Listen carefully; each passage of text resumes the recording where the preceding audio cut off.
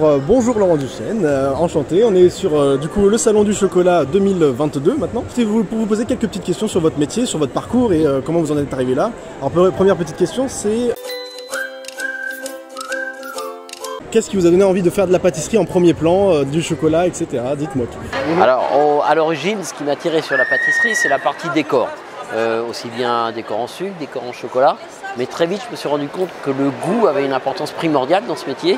Et c'est là où je me suis vraiment intéressé au gâteau, on va dire. Qu'est-ce que vous conseilleriez à des apprentis ou à des passionnés qui voudraient peut-être arriver dans le métier ou des reconversions? Qu'est-ce que vous leur conseillerez de faire? Quelles seraient les qualités primordiales, on va dire, à un pâtissier Les qualités principales d'un bon pâtissier, c'est déjà d'être précis dans les pesées, précis dans les recettes, parce que contrairement à la cuisine, en pâtisserie, il faut respecter certaines règles de base pour qu'un biscuit gonfle dans le four, pour que la recette soit réussie. Donc il faut déjà être très méticuleux, très précis, aussi bien dans les pesées que dans les procédés de fabrication. Et puis ensuite, il faut savoir que c'est un métier qui a beaucoup de contraintes, mais c'est un métier passionné. Donc à partir du moment où on aime ce métier-là, on oublie vite ses contraintes. Quel serait le dessert que vous auriez fait et qui vous a donné le plus de fil à retordre? Alors chaque dessert est un challenge parce que chaque dessert demande plusieurs semaines, voire même plusieurs mois, en fonction de si on est satisfait ou pas dès le début. Mais chaque dessert nécessite même quelque chose qui est très simple.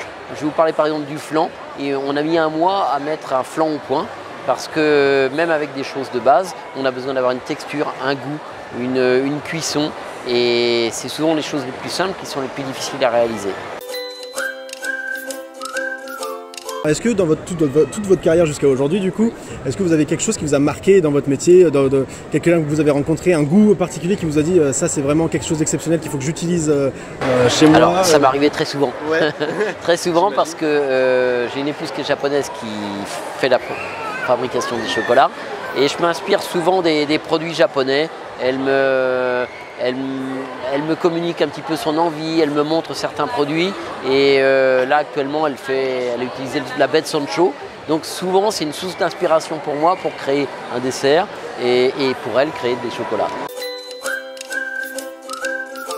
Est-ce que vous auriez des projets futurs actuellement ou... Nous, nos projets, c'est surtout d'avoir une qualité constante dans nos produits et puis de créer sans cesse des nouveaux produits.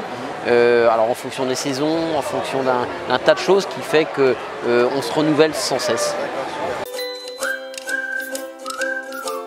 Est-ce que vous êtes encore à la création? Vous avez quand même un peu délégué ça aussi à vos équipes ou c'est vraiment encore axé Je suis toujours à la création, mais on a maintenant une organisation qui est plutôt horizontale que verticale, dans le sens où avant c'était moi qui décidais tout, maintenant on décide en comité, ensemble, avec mon chef pâtissier, avec le sous-chef, avec mon épouse, et on goûte les produits, mais on décide ensemble. D'accord. Voilà. C'est plus familial, on va dire, la décision familiale. Oui, parce que, et je pense que ça a plus d'impact parce que on ne ferait sûrement pas la même chose si une personne décide que si l'ensemble des personnes décident. Oui, c'est vrai qu'il y a peut-être plus de choix et de choses à se dire entre des goûts de chacun pour essayer d'affiner les choses. Choses que l'on ne pense pas.